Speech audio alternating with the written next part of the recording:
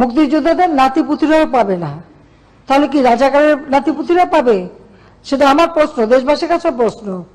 একবার তারা এই ধরনের আন্দোলন, শুধু আন্দোলন না, তখন যে সমস্ত ঘটনা তারা ঘটাচ্ছিল, মানে আমেরিকার পিছনে আক্রমণ, সেখানে মানুষের উপরে আঘাত করা, কিছু জ্ঞানী গুণী আছে একেবারে ঘরের মধ্যে বসে মিথ্যা অপপ্রচার রেকর্ড করে ছেড়ে দিচ্ছে, এই ধরনের সমস্ত দেখে আমি খুব বিরক্ত হয়ে যাই।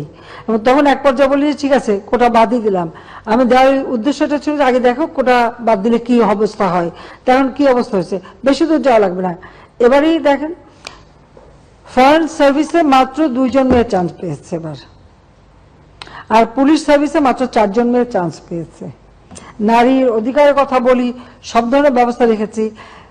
মুক্তিযুদ্ধের পর জাতির পিতাই তো বিশেষ করে সেই নির্যাতিত নারী সহ নারীদের জন্য চাকরির ক্ষেত্রে 10% রেখেছিলেন, মুক্তিযোদ্ধাদের জন্য 30% রেখেছিলেন।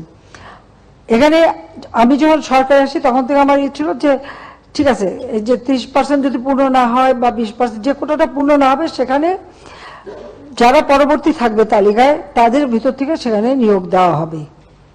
সেটাই কিন্তু আমরা শুরু করে দিয়েছিলাম। তারপরেও যখন আন্দোলন শুরু হলো সব বন্ধ করলাম, কিন্তু বন্ধ করার পর আজকে ফলাফলটা কি দাঁড়াচ্ছে?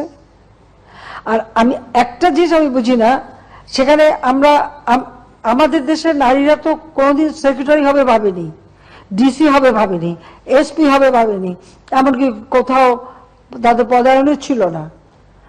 আওয়ামী লীগ সরকার আসার পরে আমি প্রথম সেনাবাহিনী, নৌবাহিনী, বিমান বাহিনী প্লাস পুলিশে কিন্তু জাতির পিতা বঙ্গবন্ধু শেখ মুজিবই কিছু অফিসারের চাকরি দিয়ে গিয়েছিলেন সেই পুলিশ বাহিনীতে নারীদের। প্রশাসনের ক্ষেত্রে প্রথম সচিব কিন্তু আমি করি, এবং প্রথম এসপি, ডিসি, এরপরে একবারে মানে ওসি, সমস্ত জায়গায় যেন নারীদের একটা অবস্থান থাকে সেটা আমরা নিশ্চিত করি। লেখাপড়ার দিক থেকে জাতির পিতাই শুরু করলেন মেয়েদেরকে 8ম শ্রেণী পর্যন্ত প্রথমে অবৈতনিক করে দেওয়া, সেটাকে 12 পর্যন্ত 12 ক্লাস পর্যন্ত অবৈতনিক। পার্লামেন্টে কিন্তু মেয়েদের জন্য আলাদা সিট রেখে দিলেন, সংরক্ষিত আসন, যেন নারী নেতৃত্ব গড়ে ওঠে। নারীদের এই যে সুযোগগুলি আমরা সৃষ্টি করেছি কেন? যাতে করে অর্থনৈতিকভাবে তারা স্বাবলম্বী হতে পারে, নিজের পায়ে দাঁড়াতে পারে নিজেরা। তো আমার প্রশ্ন হচ্ছে যে সেই সময় যারা আন্দোলন করেছিল আমাদের অনেক মেয়েরাও ছিল, নারী কোটা চাই না। যিনি বলছেন নারী কোটা চাই না, মেধা দিয়ে চাকরি পাবে, সে কি চাকরি পেয়েছে? সে কি বিশেষ পরীক্ষা দিয়েছে? বিশেষ পরীক্ষা কি সে মানে প্রিলিমিনারিতেই সে জায়গা করতে পেরেছে? তো এই বড় কথাগুলি যদি না বলতো তাহলে এখন তো কোথাও না কোথাও চাকরি তো পেত। দ্বিতীয় কথা হচ্ছে আমাদের দেশের যে সমস্ত এলাকাটা যদি আপনি দেখেন, সব এলাকা তো সমানভাবে উন্নত না, অনগ্রসর সম্প্রদায় আছে, আর কোনো কোনো এলাকা, সেই সব এলাকার মানুষের কি কোনো অধিকার থাকবে না? তো সেই অধিকারের কথা বিবেচনা করেই তো প্রত্যেক জেলা থেকেও যেন কেউ কোনো মানুষ অন্তত চাকরি পায় সেই ব্যবস্থা নেওয়ার কথা। আজকে যদি আপনি বিভিন্ন মানে কোটা বন্ধ করে দেওয়ার পরে যদি হিসাবটা নেন, কোথাও কোথাও দেখা যাচ্ছে যে কোনো কোনো জেলা 23টা জেলায় একটা লোকও পুলিশের চাকরি পায়নি, বা প্রশাসন বা কোথাও 42 BCS আমরা স্পেশাল মানে পরীক্ষা নিয়ে শুধু ডাক্তার নিয়োগ দিয়েছিলাম। এখানে মেডিকেল সেক্টরে আমি মেয়েদের সংখ্যাটা বেশি দেখি, কিন্তু অন্যান্য ক্ষেত্রে যদি আমরা দেখি সেখানে তো সবসময় পিছিয়ে থাকা। তো লাভটা কি হলো? মুক্তিযোদ্ধারা খুব দৌড়লো, তারা মামলা করলো। যখন মামলা করার পরে কোর্ট, উচ্চ আদালত কোনো রায় দেয় বা কোর্টের যখন কোনো রায় হয়, সাধারণত সেই রায়ের বিরুদ্ধে এক্সিকিউটিভ অথরিটির এখন এই মুহূর্তে তো আমাদের কিছু করার নেই, কারণ কোর্টেই সমাধান করতে হবে। এখন যারা আন্দোলন করছে তারা তো আইন মানবে না, আদালত মানবে না, সংবিধান কি তারা চেনে না, বা একটা কার্যনির্বাহী অর্থাৎ একটা কাজ করতে গেলে তার যে নীতিমালা, বিধিমালা বা ধারা থাকে সেটা, একটা সরকার কিভাবে চলে এ সম্পর্কে কোনো ধারণাই এদের নাই, কোনো জ্ঞানই নাই। হ্যাঁ, পড়াশোনা করছে, ভালো নাম্বার পাচ্ছে, সেটা ঠিক, কিন্তু ভবিষ্যতে এরা তো নেতৃত্ব দেবে বা এই দেশটা আলাদা আসবে, তাদের তো এই ধারণাগুলি দরকার। আমাদের সংবিধান কি বলে সেটা তাদের জানা উচিত। আমাদের একটা রাষ্ট্র পরিচালনায় কি ধরনের কাজ হয় সে সম্পর্কে তাদের কোনো ধারণা আছে? সে ধারণা তো আমরা দেখি না। আজকে যখন আদালতে চলে গেল, তা আদালতে সেটা সমাধান, এবং আদালত তাদের সুযোগ দিয়েছে, বলেছে আপনারা আসেন আর্গুমেন্ট করেন, বলেন, তা আদালতে যাক, বলুক না, তারা রাজপথেই সমাধান করবে। আর আমাকে বলছে, আমি সত্যি কথা বলতে কি, আদালত যখন কথা বলেছে, আদালতে যখন চলে গেছে, তার যখন রায় হয়েছে, তো সেই রায়ের বিরুদ্ধে এখন এই মুহূর্তে আমার তো দাঁড়ানোর কোনো অধিকার নাই। এটা তো আমার সংবিধানও বলে না, আমার পার্লামেন্টও বলে না, কার্যপ্রণালী বিধিও বলে না, কিছুই না। যতক্ষণ পর্যন্ত আদালত থেকে সমাধান না আসবে ততক্ষণ আমাদের এখানে কোনো কিছু করার থাকে না। এটা বাস্তবতা, এই বাস্তবতা তাদের মানতে হবে। আর যদি না মানে কিছু করার নাই, আর রাজপথে আন্দোলন করতেই থাকবে, তবে কোনো ধ্বংসাত্মক কাজ করতে পারবে না। যতক্ষণ তারা শান্তিপূর্ণভাবে করাচ্ছে, কেউ কিছু বলছে না। কিন্তু এর বাইরে যখন কিছু করবে, পুলিশের গায়ে হাত দেওয়া বা পুলিশের গাড়ি ভাঙা বা এভাবে আক্রমণ, এগুলি যদি করতে যায়, তাহলে তখন তো আইন তার আপন গতিতে চলবে, এখানে আমাদের কোনো কিছু করার নেই। কোটা আন্দোলন করবার আগে তাদের তো পরীক্ষার রেজাল্টগুলি দেখে নেওয়া উচিত ছিল, যে কোথায় তারা দাঁড়িয়েছে। আর দ্বিতীয় কথাটা হচ্ছে, মুক্তিযুদ্ধের বিরুদ্ধে এত ক্ষোভ কেন? মুক্তিযোদ্ধাদের নাতিপুতিরাও পাবে না, তাহলে কি রাজাকারের নাতিপুতিরা পাবে? সেটা আমার প্রশ্ন, দেশবাসীর কাছে প্রশ্ন, যে রাজাকারের নাতিপুতিরা সবকিছু পাবে, মুক্তিযোদ্ধারা পাবে না। অপরাধটা কি?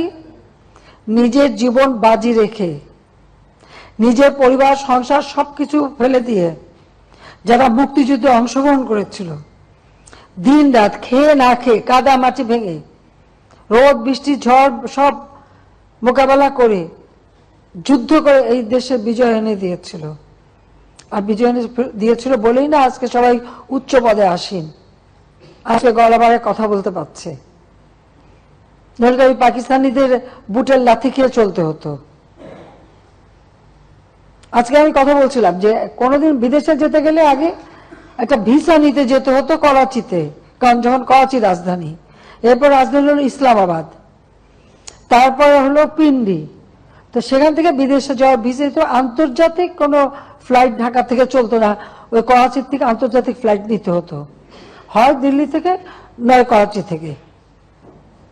এই জায়গা থেকে কোনো আন্তর্জাতিক ফ্লাইট যেত না, এটা আমার নিজের অভিজ্ঞতা। জাতির পিতা মুক্তি পেলেন 69 সালে, এরপর আমি ইটালিতে গেলাম আমার স্বামীর সাথে কর্মস্থলে যাওয়ার জন্য। আমাকে করাচিতে যে 2 রাত থেকে ওখান থেকে ভিসা নিয়ে তারপর আমি আন্তর্জাতিক ফ্লাইট ধরতে পারলাম। এইটা ছিল আমাদের অবস্থাটা। তো এরা তো ছেলেমেয়েরা তো ওটা দেখেনি, বা এখন যারা লাফাচ্ছে, এমনকি 15 বছর আগে বা 20 বছর আগে বাংলাদেশ সম্পর্কে তারা বোধহয় জানে না। আওয়ামী লীগ ক্ষমতা আসার আগে বাংলাদেশের অবস্থাটা কি ছিল? ঢাকা বিশ্ববিদ্যালয় সব বিশ্ববিদ্যালয় ছিল অস্ত্রের ঝড়জানানি, বোমাবাজি আর সেশন জট। 5 বছর 7 বছর সেশন জট। কোনো সেমিস্টার সিস্টেম ছিল না, গ্রেডিং পদ্ধতি ছিল না, বহু সাবজেক্ট ছিল না যা আন্তর্জাতিক মান হয়। ঢাকা বিশ্ববিদ্যালয়ের কারণে বাংলাদেশ থেকে যদি বিএ পাস করে বিদেশে যেত, তাকে আবার সেই গোড়ার থেকে ইন্টারমিডিয়েট থেকে পড়তে হতো, স্কুলে ভর্তি হয়ে পড়ে তারপরে উচ্চ সে যেতে পারত। কারিকুলাম চেঞ্জ করা, গ্রেডিং সিস্টেম আনা, সেমিস্টার সিস্টেম আনা, সবকিছু কিন্তু আওয়ামী লীগ করে দিয়েছে।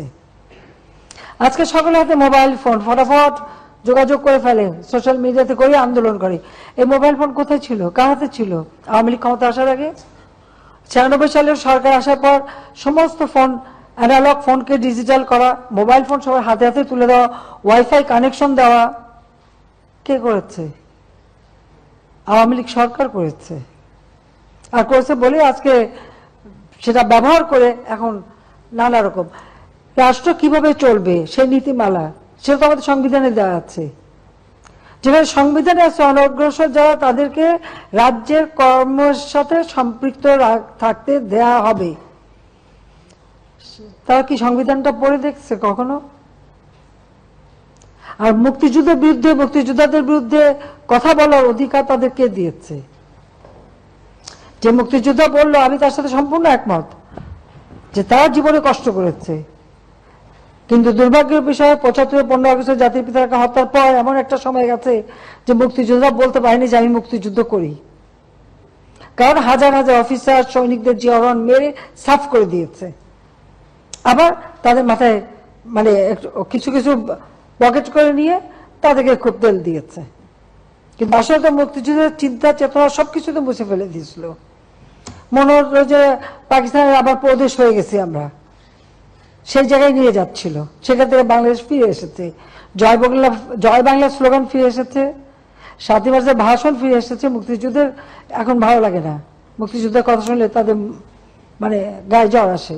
আর সবথেকে একটা যে দেখলাম খুব অদ্ভুত লাগলো আমার কাছে, মুক্তিযোদ্ধার নাতি সে ভোট দিয়েছে মুক্তিযুদ্ধ কোটা ইউনিভার্সিটিতে, উনিও বলেন কোটা থাকবে না। তো বেটা তুই তাহলে পদে চলে আয়, পড়াশোনার দরকার নাই। হ্যাঁ, বলতে হচ্ছে তুই চলে, তোর পড়াশোনার দরকারটা কি? তুই মুক্তিযোদ্ধার নাতি হিসেবে কোটায় ইউনিভার্সিটিতে ভর্তি হয়ে এমন বলে কোটা লাগবে না, তোকে তো ইউনিভার্সিটি থেকে বের করে দেওয়া উচিত। হ্যাঁ, ওকে ওই ইউনিভার্সিটি থেকে বের করে দেওয়া উচিত, যে কোটা নাই, তোর পড়া নাই, যা বাড়ি যে বসে থাক।